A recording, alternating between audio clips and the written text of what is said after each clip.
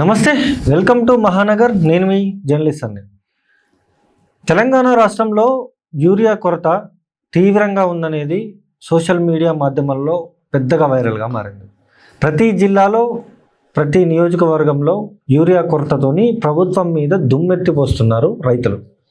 నిజంగానే తెలంగాణ రాష్ట్రంలో యూరియా కొరత ఉందా లేదా అనే అనేక అంశాల గురించి మనం చర్చించే ప్రయత్నం చేద్దాం. పూర్తిగా కూడా సీఎం రేవంత్ రెడ్డి మాట్లాడుతూ యూరియా గురించి అసలు ఏం మాట్లాడారు ఏంటనేది ఒకసారి మీరే వినండి.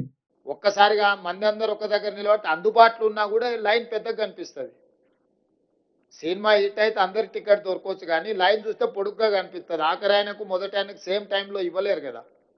సేమ్ యూరియా అందుబాటులో ఉన్నా కూడా 1000 మంది లైన్లో ఉంటే మొదటోడికి చివరోడికి 8 గంటలు పడుతుంది. వీడు 8 గంటల లైన్లో నిలబడే వరకల్లా వీడిని సహనం నశించేసి అసలు యూరియానే అందుబాటులేదని వాడు కూర్చోవడానికి రోడ్డు కట్టం కూర్చుంటాడు. కొన్నిసార్లు ఈడ కూర్చుంటుంది, ఆడ కూర్చుంటుంది అని ఎవడో ఒకటి తీసుకెళ్ళి అట్లా కూర్చోబెడతారు. అది సీఎం రేవంత్ రెడ్డి మాట్లాడినటువంటి మాట. పూర్తిగా కూడా రైతులకు సంబంధించి రైతులు ఎక్కడికక్కడ ఏదైతే సెంటర్స్ ఉంటాయో ఆ సెంటర్స్లో చెప్పులు మొత్తం లైన్లో పెట్టి పొద్దున్న నుంచి సాయంత్రం దాకా యూరియా కోసం మేము పడిగాపులు కాస్తున్నామంటూ కూడా ప్రభుత్వం మీద దుమ్మెత్తిపోస్తున్న పరిస్థితి. యూరియా గురించి స్వయంగా ఒక వ్యక్తి అయితే చెప్పు చూపించి నీకు మేము అనవసరంగా ఓటేసుకున్నాం రేవంత్ రెడ్డి అంటూ మాట్లాడినటువంటి వీడియో సోషల్ మీడియా మాధ్యమాలలో పెద్దగా వైరల్గా మారింది. సంబంధించినటువంటి ఆ రైతుకి వాళ్ళ ఇంటికి పోలీసులు వెళ్ళి అసలు ఏం జరిగింది ఏంటనేది కనుక్కుండే విషయంలో ఆ వ్యక్తి ఒక వీడియో కూడా మళ్ళీ రిలీజ్ చేసిన పరిస్థితి. నేను ఏ పార్టీకి సంబంధించిన వ్యక్తిని కాను, నేను ఒక రైతుని, అందుకనే నా పొలం ఎండిపోతుంది కాబట్టే నేను ఇది అయ్యి మాట్లాడాను అంటూ ఆ రైతు మాట్లాడిన విషయం కూడా మనం చూడొచ్చు. అయితే తెలంగాణ రాష్ట్రంలో సుమారు కాంగ్రెస్ పార్టీ వచ్చి 2 సంవత్సరాలు కావస్తుంది.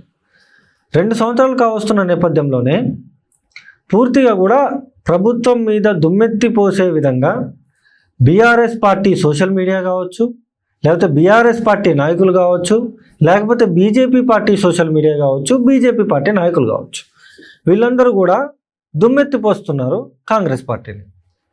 అసలు నిజంగానే ప్రభుత్వం విఫలమైందా, లేకపోతే ఈ సోషల్ మీడియాలోనే దీని గురించి ప్రచారం చేస్తున్నారా అనేది మాత్రం ఒక క్వశ్చన్ మార్క్గానే మారింది.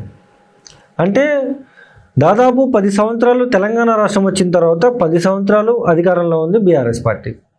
బీఆర్ఎస్ పార్టీ ఉన్నప్పుడు కూడా ప్రశ్నించే గొంతుకలు ఎవరైతే ఉన్నారో వాళ్ళని తీసుకెళ్ళి జైల్లో పెట్టారు, లేకపోతే రైతుల్ని కావచ్చు, లేకపోతే ఇతరితర అనేక అంశాల మీద బీఆర్ఎస్ పార్టీ విఫలమైంది.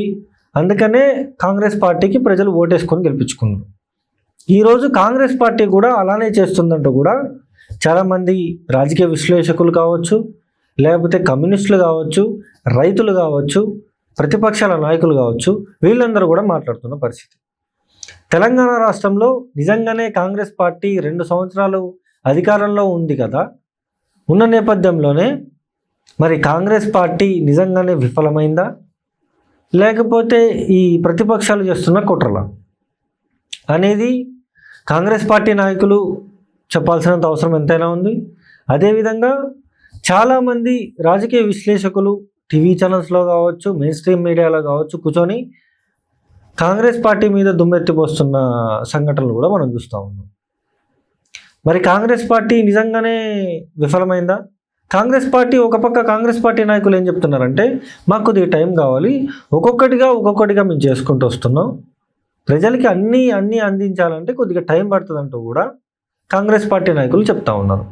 నిరుద్యోగుల అంశం కావచ్చు, లేకపోతే ఫీజుల బకాయి విషయంలో కావచ్చు, లేకపోతే రోడ్ల విషయంలో కావచ్చు, నిధుల విషయంలో కావచ్చు, అన్ని రకాలుగా కూడా మాట్లాడుతున్న పరిస్థితి.